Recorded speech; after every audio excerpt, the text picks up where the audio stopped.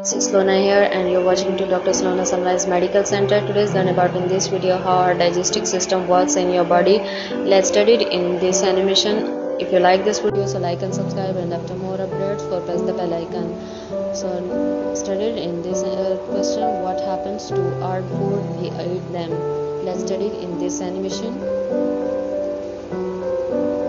Our food journey begins in the mouth. When we eat, our teeth tear and break the food into smaller pieces.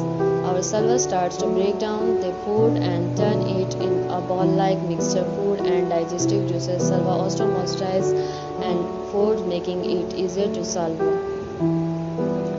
Next stop is the esophagus, a hollow tube that connects our body mouth to our stomach. After we swallow, our food travels down this tube as encounter powerful squeeze and squeezes. Now we are in the stomach and sketch back that squeezes and mixes the food with stomach juices.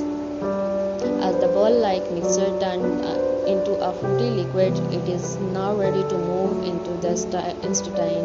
The intestine has two sections, the small intestine and the big intestine. Our food gets breakdown even more in the small intestine and takes all the nutrients from it. That's three helpers making the process: liver, pancreas, and gallbladder. The release digestive juices, the heart breakdowns fats, protein, and carbohydrates. The large intestine then takes out all the water from what was left our food.